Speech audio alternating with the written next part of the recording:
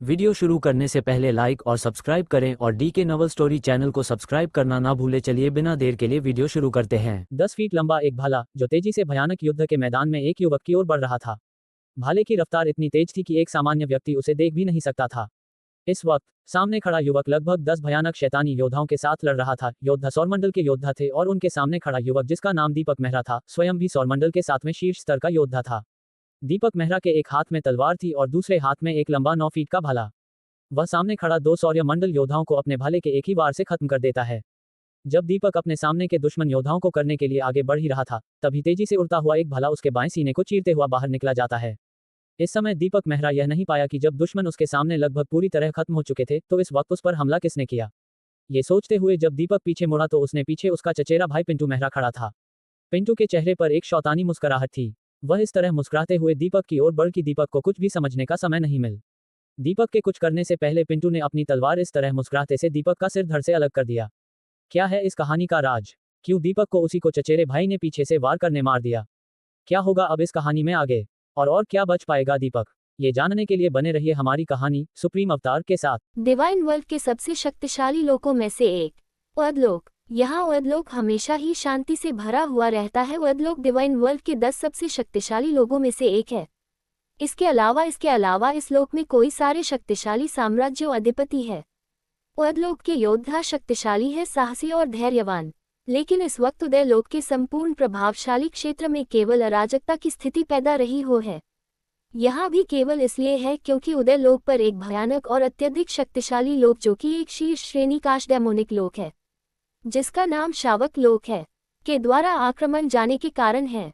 यहाँ आक्रामक भयानक से भी अत्यधिक डरावना है ये सारे शैतानी योद्धा जो कि संपूर्ण उदयलोक में फैले हुए हैं। उदयलोक की स्थिति हर पल खराब होते जा रही है। यहाँ का कमजोरी और सामान्य मंडलों के योद्धाओं को इन शैतानों द्वारा मारकर खाया जा रहा है। अराजकता और भय की इस स्थिति में हर कोई जीवन के लिए संघर्ष कर रहा है। उदयलोक के वर्तमान सम्राट इस स्थिति के लेकर अत्यधिक चिंतित है। युद्ध की मैदान की बढ़ रहो है। सम्राट देवेंद्र जैसे ही सम्राट ने यहाँ आवाज सुनाई, उन्होंने देखा उनके गुरु जो कि उनके साथ ही युद्ध के मैदान की ओर बढ़ रहे हैं। उन्होंने पूछा, इस समय युवराज कहाँ है? कि उनके वापस लौटने का समय क्या है? वह कब तक युद्ध के मैदान में पहुंचेंगे?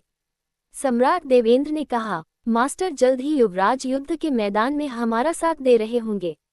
युवराज अपनी शक्ति को बढ़ाने और शक्ति मंडल में प्रवेश करने की कोशिश कर रहे हैं, जिसके लिए वे इस समय कल्टीवेशन करने के लिए डाक वैली में गए हैं। नोट, डाक वाली एक बंद है, एक भयानक जंगली क्षेत्र। जल्द ही सुना योद्धा क्षेत्र में पहुंच गई। प्रवेश करते ही भयानक हमले का सामना करने लगी। दुश्मन के हमले इतने शक्तिशाली थे कि धीरे धीरे सेना कमजोर पड़ने लगी। पर इस समय भी शीर्ष स्तरीय योद्धा जो सौरमंडल और उससे ऊपर के थे, वह युद्ध में बढ़त बनाए हुए थे। पर जल्दी या देर में उनका कमजोर पड़ना निश्चित है। इस समय इस महायुद्ध के कारण लाखों योद्धाओं की लाश में बिजी हुई है, जिसमें सामान्य मंडल, उच्च मंडल, क्षोभ मंडल, सोम मंडल के योद्धा शामिल है।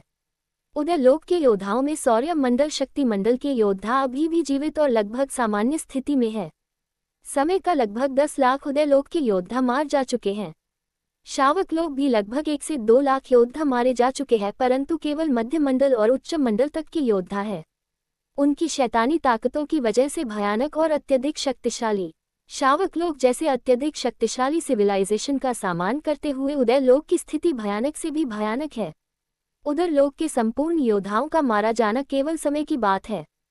जिस पाल वह सभी योद्धा मारे जाएंगे, तब शावक लोक के योद्धा पूरे उदयलोक प्रवेश कर जाएंगे। तब उदयलोक में होने वाले महाविनाश और उसे भयानक नरसंहार की कोई कल्पना नहीं होगी। इस समय के सभी उच्च स्तरीय योद्धा जो कि सौरमंडल और शक्ति मंडल पर है, सभी की स्थिति बिगड़ने लगी, क्योंकि युद्ध के मैदान पर उच्च स्तरीय शक्ति मंडल के योद्धाओं में प्रवेश किया। यह उच्च स्तरीय शक्ति मंडल के योद्धा भया हुआ है शैतानी शक्तियों के साथ उदय क्लेन के योद्धाओं पर पड़े। भले ही उदय क्लान शक्तिशाली साम्राज्य हो, पर फिर भी उसके लिए शावक लोक जैसे शीर्ष स्तरीय शैतानी शक्ति वाले साम्राज्य से जितना संभव है। इस समय जब उदयलोक के योद्धाओं की स्थिति खराब होती जा रही थी, उन्हें सहयोग की आवश्यकता थी। लेकिन अभी तक उदयलोक के सभी शक्ति मंडल और सौर्य मंडल की योद्धा युद्ध के मैदान मौजूद है। केवल वर्तमान समय के युवराज को छोड़कर इस समय युद्ध के मैदान पर लगभग 100 उच्च स्तरीय शक्ति मंडल के योद्धा दिखाई दिए, जो कि डेमोनिक लोक से थे। सभी खून प्यास और सौरमंडल और शक्तिमंडल के योद्धाओं को जिंदा निगलने के लिए तैयार। ये कैसी स्थिति थी, कोई भी इस समय पाने में सक्षम नहीं था। इस समय शक्तिमंडल के शैतान सभी योद्धाओं पर टूट पड़े। एक शैतान जो राजगुरु की उसे असाधारण गति से बढ़ रहा था, मास्टर विक्रांत को करने के लिए जब उसने उन पर वार किया, उसे समय मास्टर विक्रांत असहाय थे, केवल मार सकते थे। फिर जब वार हुआ, उसे शैतान योद्धा